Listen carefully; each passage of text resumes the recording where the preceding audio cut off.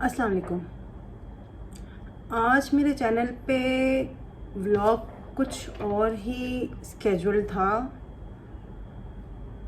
लेकिन मेरा ज़मीर मुझे इजाज़त नहीं देता कि मैं वो व्लॉग अपडेट कर सकूं। जो बात मैं करने आई हूँ वो बात आजकल आप लोग सारे सोशल मीडिया पे देख ही रहे होंगे। मैं बात करने आई हूँ सारा के बारे में।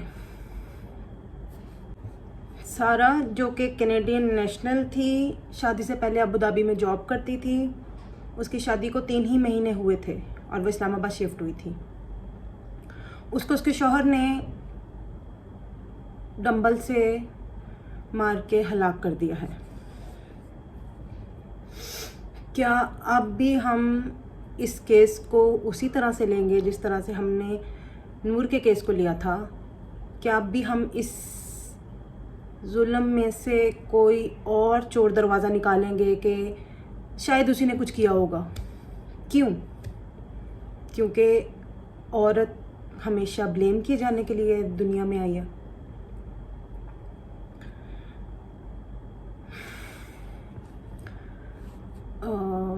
ओके, पहली बात यह है कि माँ बाप अपनी बेटियों को कह के भेजते हैं कि जीना मरना उसी घर में है। क्यों उनको ये नहीं कहा जाता कि आप इंसान हो और आपके साथ इंसानों जैसा सलूक होना चाहिए? क्यों हम भूल जाते हैं कि दुनिया मकाफात अमल है, जो बोओगे कल वही काटोगे। जो सलूक आप आज किसी की बहन और बेटी के साथ कर रहे हो, कल वही सलूक कोई आपकी बहन और बेटी के साथ भी कर सकता है। अगर किसी को सजदा करना जायज़ होता तो शौहर को होता, मैं मानती हूँ। शौहर को मजाजी खुदा कहा गया है, वो भी मानती हूँ। लेकिन इसका मतलब ये नहीं कि शौहर अपने आप को वाकई खुदा समझे और जिसकी ज़िम्मेदारी, जिस औरत को आप किसी की बेटी को, किसी की बहन को, किसी के घर की रौनक को अपने घर लेकर आए हो, उसको जान से ही मार दो। आपको ये हक अल्लाह ने भी नहीं दिया। आपको ये याद रह गया कि आपको मजाजी खुदा कहा गया, लेकिन आपको ये क्यों याद नहीं रहा कि आपको कहा गया है कि औरत को फूल की तरह रखो। और क्यों, कहाँ से ये बात आई कि भाई आपके साथ जो भी हो रहा है, आपके शौहर आपके साथ जो भी कर रहा है, आपके ससुराल वाले आपके साथ जो भी कर रहे हैं, अपने घर वालों को कुछ मत बताओ? क्यों? क्या आप चाहेंगे कि कल को आपकी बहन या बेटी के साथ जो कुछ हो रहा है वो हमें वो बातें ना बताए? क्यों हमारे डबल स्टैंडर्ड्स हैं? अगर आपको लगता है कि बेटी बोझ है तो उसको किसी जानवर को दे के उसको टॉर्चर करवा के मारने से अच्छा है कि आप उसको पैदा होते ही मार दें।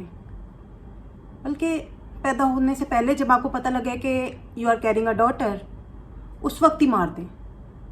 कम से कम दुनिया में आके वो इन सब अजियतों से तो नहीं गुजरेगी। मैं ये बिल्कुल भी नहीं कह रही कि सब औरतें अपने शौहरों से तलाक ले लें और अपनी माओ के घर जाके बैठ जाएं, लेकिन अपना दिमाग इस्तेमाल करें। Physical abuse is not justifiable at all. तो क्या वो मारता है? प्यार भी तो करता है। ये कैसा प्यार हुआ? जो हाथ उठाते हुए आपको याद ना रहे, आई एम सॉरी, लेकिन वो कोई प्यार नहीं है।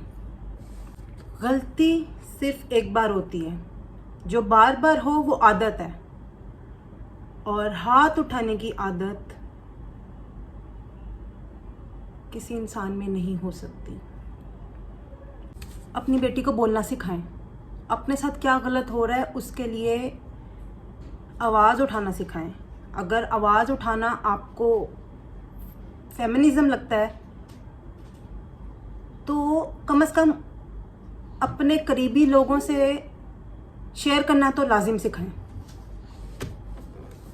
और लड़कों की माएँ, जितनी शिद्दत से आप दुआएं कर रही होती हैं कि अल्लाह हमें लड़का दे दे, अल्लाह हमें बेटा अता करे, उतनी ही शिद्दत से आप उनकी अच्छी परवरिश करें, उनको तमीज़ सिखाएं, उनको अच्छा इंसान बनाएं।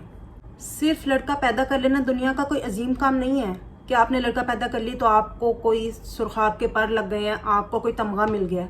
लेकिन हाँ, अगर आपने लड़के को अच्छा इंसान बनाया, उसको औरत के साथ एहसन सलूक करना सिखाया है तो यकीनन आपको तमगा भी मिला है और आपको सुरखाब के पर भी लगे हैं।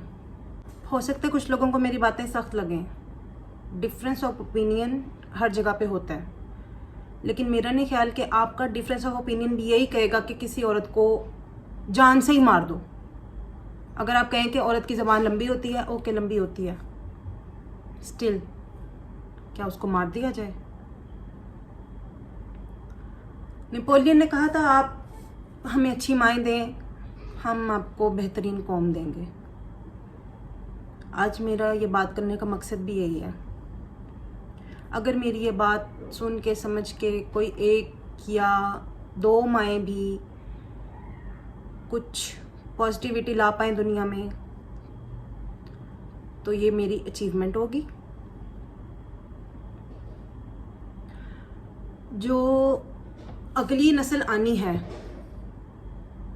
उसको हम ही परवरिश दे रहे हैं, इसलिए हम लोगों का इस बारे में सोचने का ये हाई टाइम है। हमें इस बारे में सोचना चाहिए और हमें अपने में ये तब्दीली लानी चाहिए। अगर आप में ये तब्दीली ऑलरेडी है तो बहुत अच्छी बात है, और अगर आप मेरी इस बात के बाद कुछ इस बारे में सोचना शुरू करेंगे तो वो भी बहुत अच्छी बात है। It's never too late. Allah ताला उस बेचारी सारा की माँ बाप जो बहन भाई हैं उनको सब्र दे, उसकी मगफिरत करे। आमीन।